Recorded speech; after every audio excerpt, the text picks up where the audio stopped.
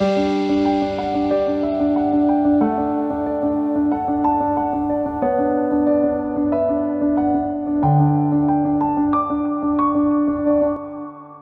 առավոտ սիրելի հեռուստադիտող,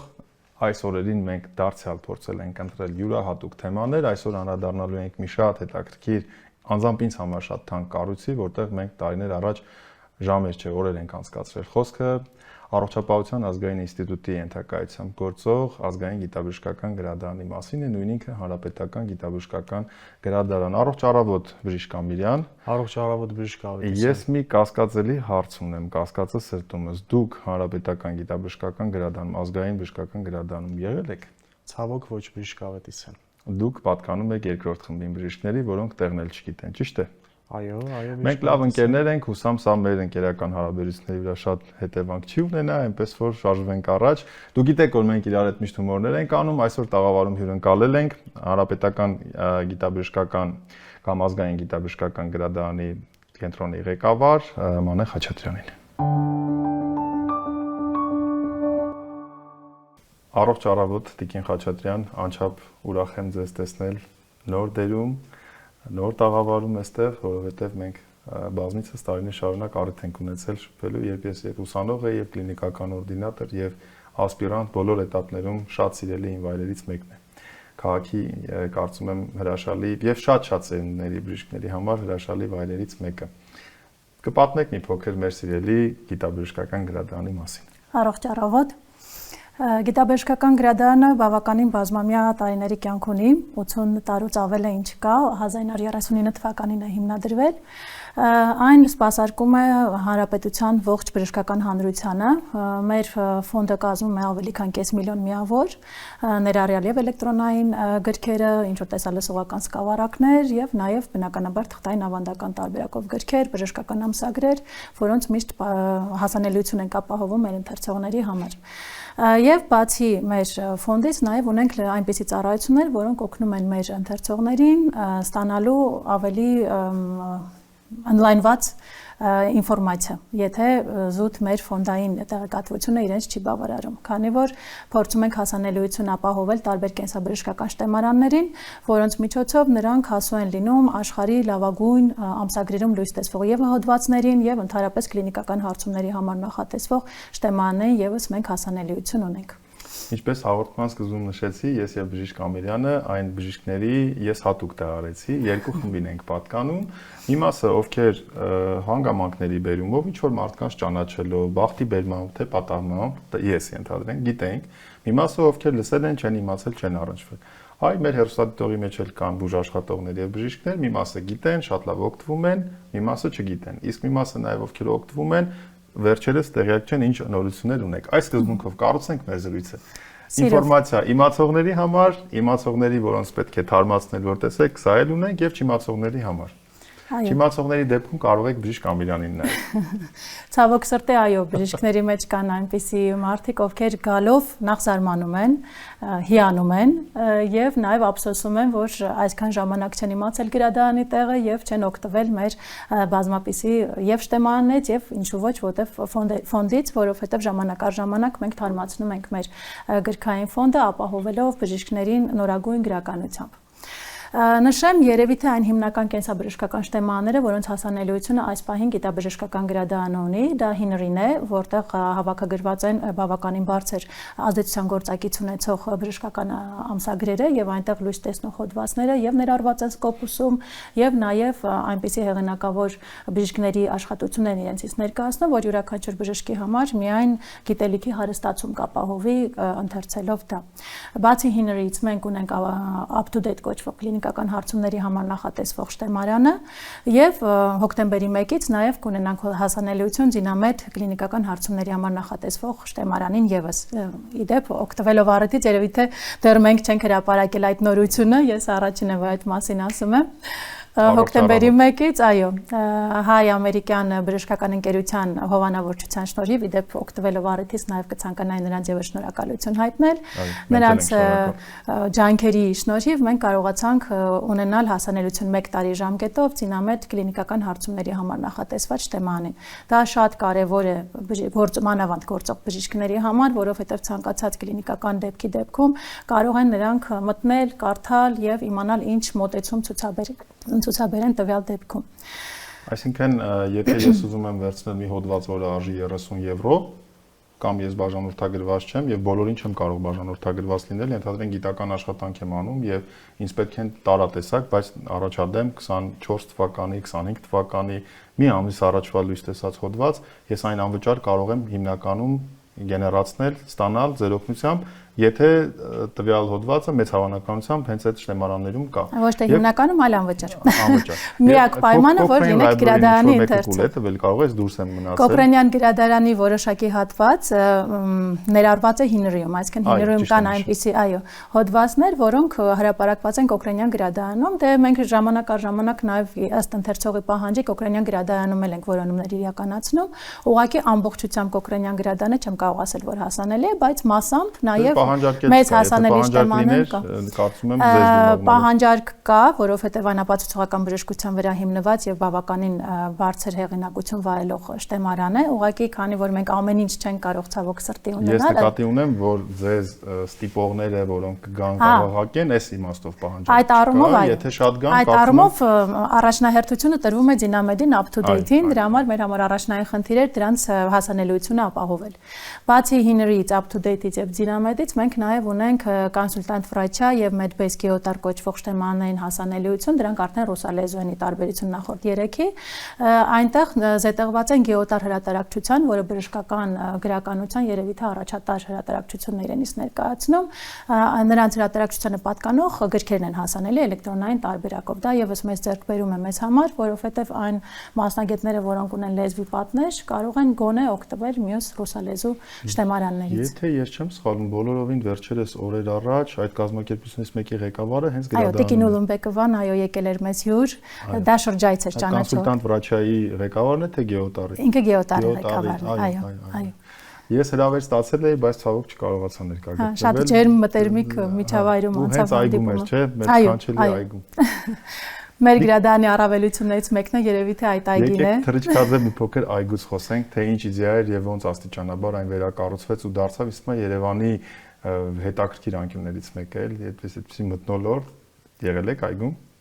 Դուք արդեն հավաքված սկզբից բժիշկ Ավետիսյան նշեցիք, որ ես ընդհանրապես կապ չունեմ եւ գաղափար չունեմ բժշկագիտական ես բժիշկ Ամիրյանին այնքան եմ դրթելու, մինչեւ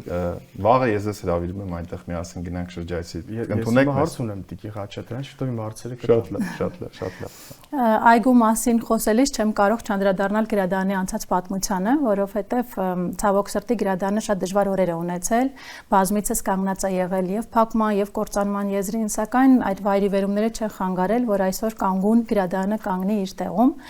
Իսկ այգու հետ կապված ասեմ ինչպես է շարժառիթը եղել, երբ որ Թումանյան 8 հասցեից գրադարանը տեղափոխեցին, այդ ժամանակ գրադարանը փակման եզրին էր եւ այդ ժամանակ էր, որ գրադարանը մտավ Գիտությունների ազգային ակադեմիայի կազմի մեջ եւ իրենց պատկանող այդ շենքը, որ ներկայիս շենքն է իրենից ներկայացնում, Ռուբինյանց 29 կոտորագի 3 հասցեում, զետեղված այդ շենքը տրամադրեցին գրադարանին։ Սակայն ես չեմ սխալվի եւ շատ չափազանցված չի լինի իմ խոսքը, որ ասեմ, որ այդ շենքը եւ իր հարակից տարածքը ոչ մի կապ չունի ներկայիս շենքի եւ հարակից այգու հետ։ Եվ չեմ կարող չնշել մեր նախորդ տնօրենի Տիկին Շիրինյանի անմասն նվիրումի անձնուրաց պայքարի ինչ որտեղ, որտեղ իր պայքարի ջերմագին ողջույնները շատ սիրելի Աննա Երվանյանի։ Ի ուրախությունից բարեբախտաբար Տիկին Շիրինյանը շարունակում է աշխատել, նա իմ ավագ խորհրդականն է եւ ես իմ թիկունքում ունենալով նրան շատ ավելի վստահ եմ քայլում։ Դա հրաշալի սկզբունք է եւ հրաշալի ձևաչափ է եւ նաեւ շնորհակալություն Առողջապահության ազգային ինստիտուտի բարձրադիր ղեկավարությանը նման բարձրակարգ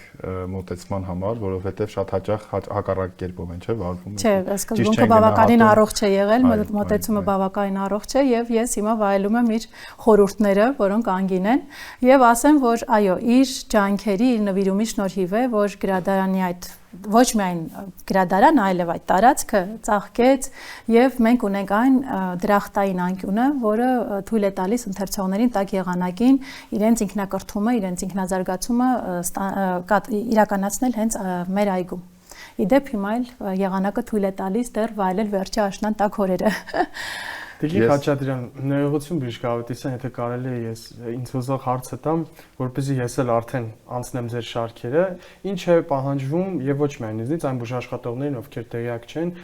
ինչ պետք է անել առաջին քայլերը, որպեսզի օգտվելու գրադարանի բոլոր հնարավորություններից։ Ուղղակի ներկայանալ անձնագրով եւ մեր գրադարանավարները կգրանցեն որպես ընթերցող, որից հետո անխոչնդոտ նրանք կկարողանան օգտվել ոչ միայն գրադարանի հավաքածուից, այլև ներկայացվող եւ ծառայություններից եւ շտեմարաններից։ Պրակտիկ հարց։ Շատ զբաղված վիրաբույժ, օրինակ բժիշկ Ամիրյանը, ով որոշել է գիտական աշխատանք անել եւ ֆիզիկապես չի հասցնում գալ, կարող է հեռավար խնդրել աշխատակիցներին, ուղարկել հասցեն լինքը, հոդվածը եւ դուք գտնեք այն եւ մեյլով պատասխան ուղարկեք, թե պարտադիր պետք է գա նստի տեղում օգտվի։ Գրանցվելու համար պարտադիր պետք է գաք, դա նաեւ լինում է ծանոթական ինչ-որ շրջայց։ Շրջայց է դա լինում, ըստ որի դուք ծանոթանում եք նախ գրադարանին, ձեզ ներկայացնում են գրադարանում հասանելի եւ շտեմարանները, եւ ծառայությունները, եւ նաեւ հասկանում ենք, թե ինչ հասանելի գրականություն ունենք, որը ձեզ պիտանի կլինի։ Դրանից հետո, այո, հաշվի առնելով ներկայիս գերզբաղ առօրյան, նամանավանդ բժիշկների դեպքում, մենք այո, շատ հաճախ հեռավար տարբերակով, սակայն լոկալ լինքեր չեն կարող ուղարկել հաշվի առնելով հեղինակային իրավունքները, որովհետեւ մատչելիությունը ապահովել հենց գրադարանի համար, մենք ուղղակի ներբեռնում ենք տվյալ հոդվածը եւ անձնական մեյլի վրա կարող ենք ուղարկել։ Այդ հնարավորությունը կա։ Պատրաստի PDF-ը ենթադրենք ուղարկել կոնկրետ հոդվածը, կարճ ժամանակում բավական ճկուն աշխատանք է ստեղծվում գրադարանավարի եւ գործող բժշկի միջեւ։ Ես պատահական հարցեր չեմ տալիս, դրա փորձը ունեի դեռևս ատենախոսական աշխատանքի ժամանակ եւ այդ թվում անձամբ դուք ինչ շատ օգտակար եք եղել, որի համար շատ շնորհակալ եմ։ Ես մի պահ այսպես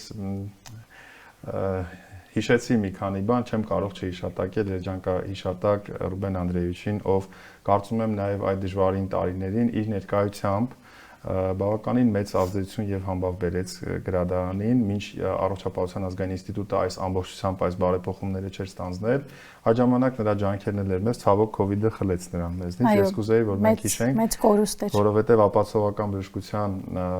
մասնագետների հայկական ասոցիացիայի գրասենյակներ էր այնտեղ տեղակայված, ինքը շատ հանդիպումներ ու միջոցառումներ էր կազմակերպում, միասին անում էին, ես նրան համարում եմ իմ ավագ ընկերներից եւ ուսուցիչներից մեկը, չէի կարող չհիշատակել մեր ջերմ ինչ ասեմ աղոթքները թող հասնեն միշտ այնտեղ։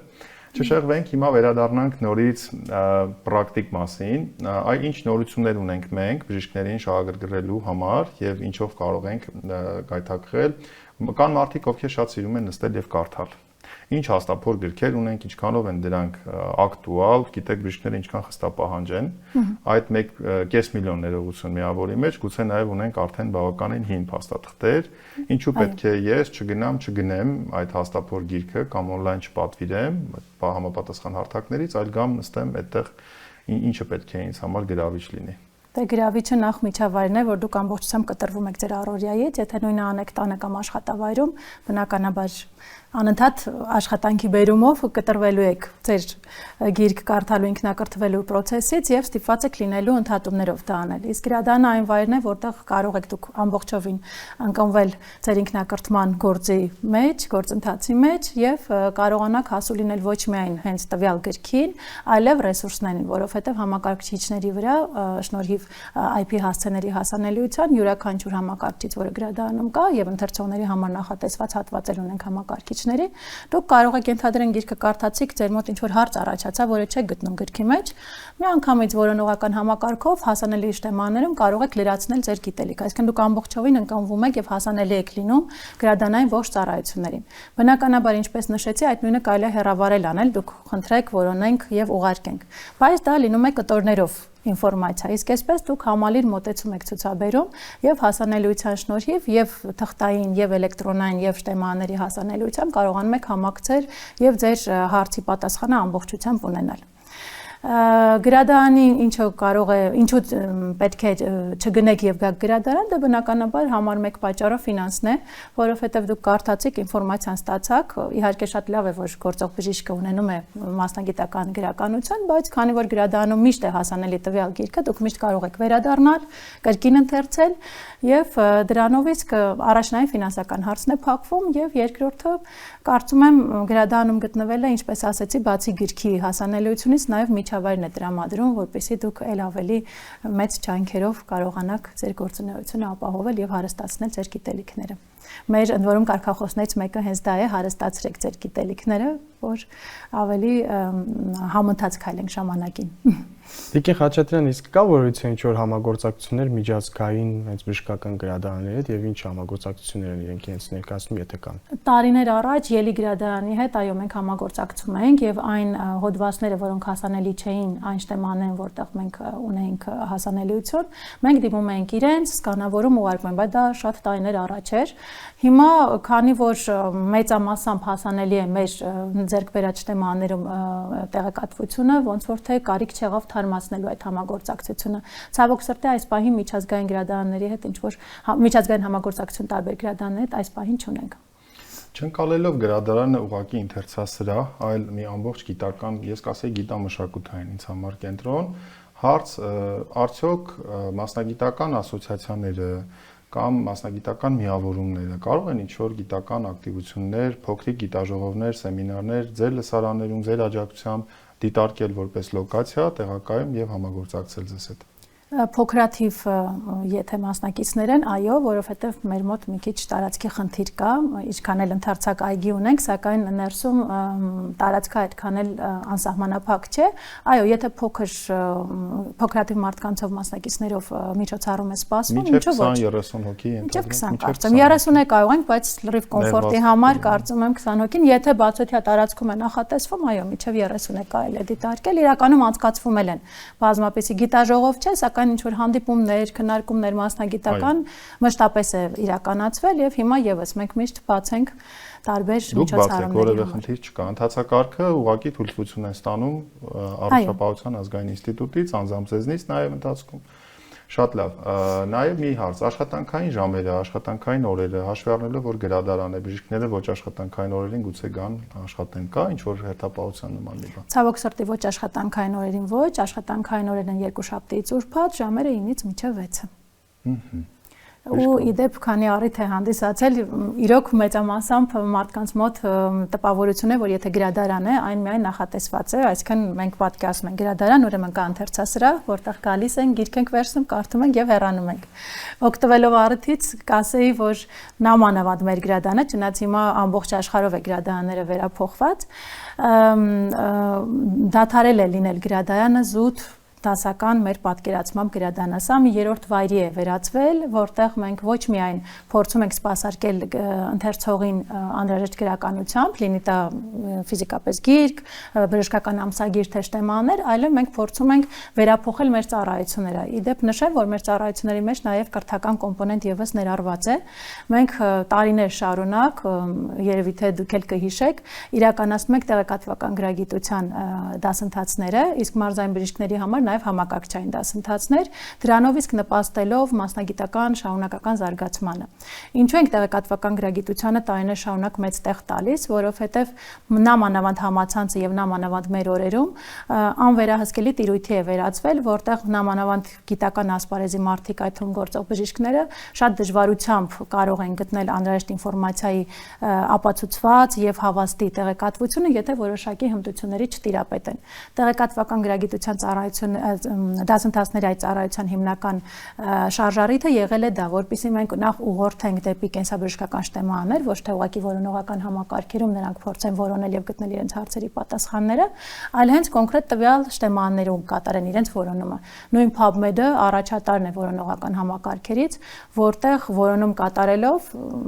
տվյալ ընթերցողը կարող է վստահություն ունենալ, որ այնտեղ միայն գրախոսված եւ միայն գիտական տեղեկատվություն է հասանելի։ Գրադարանը Facebook-յան էջ կայք ունի։ Facebook-յան էջ ունի, կայքել ունի 3w.medlib.am, դե արդեն Facebook-յան էջն էլ մեր անվամբ։ Օրինակ, եթե ես նեղ մասնագետ եմ կամ գիտությամբ զբաղվող մեկն եմ եւ ունեմ բավականին հստակ հասանելիություն եւ տեղեկատվություն ինչ որ միջազգային ակադեմիայի կամ դասընթացի վերաբերյալ, ես կարող եմ կապ հաստատել ձեզ հետ, խնդրել ձեզ, որ այս լինքը, որը անվճար է, այս հղումը տեղադրել ձեր Facebook-յան էջում եւ հանրահրճակել, որպեսզի նաեւ ձեր խողովակով ավելի վստահելի եւ կարծում եմ պատկառելի լսարանով խողովակով այդ դասընթացը հասանելի դառնա եւ մեր մասնագետները իրազեկվեն միջին կրծել բուժաշխատողներ, ավագ բուժաշխատողներ, նման համագործակցություն հնարավոր է Այո, ձեզ։ իհարկե հնարավոր է, իհարկե նախապես չվիրավորելով ոչ մեկին, ասեմ նախապես ճշտվում են արդյոք այդպես է թե ոչ, կազմակերպիչները, բժիշկներ են թե ոչ, այսինքն ինչ մակարդակի դասընթաց է սպասվում եւ դրանից հետո միանշանակ նաեւ ասեմ, որ բացի մեզ դիմելը մենք ինքներս է որոնում ենք եւ ժամանակ առ ժամանակ փորձում ենք նման մասնագիտական միջոցառումների մասին ինֆորմացիան տարածել։ Մենք նաեւ ունենք mailing list կոչվող ծառայություն, որտեղ էլեկտրոնային փոստի միջոցով են մեր ընթերցողները ստանում որոշակի տեղեկատվություն, նորությունների տեսքով, իրադարձությունների տեսքով եւ բոլոր խողովակներով ձեր ասացի պես մենք փորձում ենք տարածել անհրաժեշտ տեղեկատվությունը։ Այսինքն նաև մոտալուտ կոնգրեսների, համագումարների, կոնֆերանսների, ցանկացած գիտական ակտիվության միջոցառումների վերաբերյալ ձեր խողովակով եւս շեշտադրում կարելի է անել։ Իհարկե, միանշանակ։ Հետաքրքիր է։ Տիկին Խաչատրյան, դուք ինչ հողում ունեք հեռուստադիտողին, մասնավորապես այս դեպքում մենք ընտրել ենք թիրախավորել ենք բժշկական համայնքին, ինչ մեսեջ ունեք կարևոր։ Կարևորը նաև որ պետք է շարունակել ինքնակրթվել, ինքնազարգանալ եւ երբեք չդադարել կարդալուց։ Գրադարանի հենց գլխավոր առաքելությունը հենց դա է, որ մենք ուղղորդենք մեր հանրությանը, տվյալ դեպքում բժշկական հանրությանը դեպի նորագույն գրականությունը։ Ինչքան էլ որ գիտակ բժիշկ լինի, սակայն ժամանակները փոխվում են եւ ներկայիս գիտական առաջընթացում հնարավոր չէ դոփել նույն տեղում եւ բավարարվել մեր ունեցած գիտելիքներով։ Ես մի հարց ունեմ, բացի ուղերձը հիշեցի, արհեստական բանականությունը գրադարանների մրցակիցն է, թե օգնականն է, բժիշկ Ամիրյանի հետ ամեն անգամ կարծում եմ որ յուրաքանչյուր նորարար գործիք կարող է լինել եւ բարեկամ եւ թշնամի եւ ավելի շատ գործընկեր կարծում եմ։ Այս դեպքում ոնց եք տեսնում որպես գրադարանում առհասարակ կապ չունի բժշկագիտության մեջ եք թե գրադարանային կյանքով եւ այդ մասնագիտությունն ունեք դուք։ Ինչպիսի տրանսֆորմացիաներ, փոխակերպումներ կապրեն արհեստական բանականության շնորհիվ գրադարանները եւ ինչքանով այն կարող է ձեզ համար դառնալ օգնական գործիք, թե կխանգարի ավելի։ Ես այն մարդկանց եմ պատկանում, որ մի քիչ պահպանողական եմ եւ ինչքան էլ հենց իմ մասնագիտացումն էլ ստիպում է, որպեսզի ես խորանամ այդ բոլոր գործիքակազմի մեջ, սակայն ես մի քիչ դեմ եմ, որ ամեն ինչ հանձնվում է այդ արհեստական բանականություն ասվածին։ Մարդը միշտ պետքա լինի գերակա եւ միշտ վերջի խոսքը պետք է լինի մարդունը։ Իսկ արդեն արհեստական բանականության տված հնարավորությունները պետք է զուտ օգնեն ավելի թեթևացնելու մարդու բեռը։ Ես միշտ այդ սկզբունքով եմ առաջնորդվում եւ միշտ դեմ եմ, երբ որ արհեստական բանականության ներկայիս գեր զարգացած վիճակը ստիպում է մարդուն մղվել հետին պլան։ Այսինքն ոչ թե պետք է մարդուն փոխարինի արհեստական բանականությունը, այլ զուտ օգնի, որպեսզի ինչ որ տեխնիկական գործերը կամ, չգիտեմ, այն գործը, որը մենք անում ենք ավտոմատ կերպով եւ մեզ այն շատ ժամանակ ու ջանք է պահանջում, դա անի արհեստական բանականության որոշակի գործիքներ։ Դուք ինձ հիշեցնում եք մեկին, կարծեմ դիմացի ստացել։ Տեսեք, ես նորից նոր թեմայի ենք, էթիկական հարցի մասին չի, մարդը գերակա արժեք է։ Իմ հարցը այլ էր, ես ձեր անձնական վերաբերմունքը հասկացա, գնահատեցի, ես էլ եմ պահպանողական շատ հարցերում, բայց չեմ սիրում, երբ որ պահպանողականությունը ստիպում է, որ դու դոփես տեղում։ Իմ հարցը վերաձևակերպեմ նորից։ Արհեստական բանականությունը գրադարանային կուլտուրայի մեջ ընդհանրապես գրադարանային աշխարհում ինչ բարեփոխումների հնարավորություն կա, արդյոք մենք ունենք նախադեպ եւ որքանով է այն բժշկագիտության գրադարաններում ավելի ակտուալ եւ ինչ մենք փորձառություն ունենք ներդրված գործիքներ, տեղյակ ենք, պլանավորում ենք, թե տոտալ պահպանողական ենք։ Չէ, տոտալ պահպանողական ոչ մի դեպքում պետք չէ լինել, միշտ պետք է ժամանակին համընթաց քայլել, իզուր չէ, որ ես նշեցի, որ գրադարանը եւս փորձում է համընթաց քայլել ժամանակին եւ իր ծառայությունները եւս վերափոխում է, հարմարեցնելով հասարակության ներկայիս պահանջներին։ Իսկ ինչ վերաբերվում է արհեստական բանականությանը, մենք իհարկե ուսումնասիրում ենք, փորձում ենք հասկանալ, թե ինչքանով մեծ օգտակար կլինի նրանց ներդրումը գրադարանում, որոշակի գաղափարներ կան, որոնք հետագայում հուսով եմ կյանքի կկոչվեն, հիմա չեմ բարձրաձայնի, քանի դեռ դա ազոտ մտքեր են։ Այս պահին ցավոք սրտի չէ, չունենք ինչ-որ մի գործիքակազմ, որտեղ արհեստական բանականությամբ ենք ինչ-որ բան անում, սակայն հետագայում գուցե ռացիոնալ ինչ-որ որոշումների արդյունքում ներդրվեն նաև գրադարանային գործի մեջ։ Ամեն դեպքում ուսումնասիրել ենք տվյալ թեման, ուղղակի սպասում ենք հարմար առիթին։ Հարց ունեք։ Ոչ։ Ես մի հարց ունեմ։ Մեջս հեղինակը արթնացավ։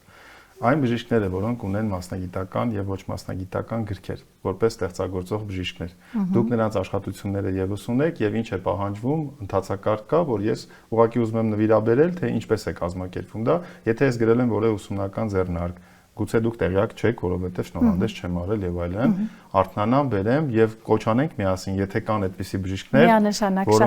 որոնք դեռևս չգիտեն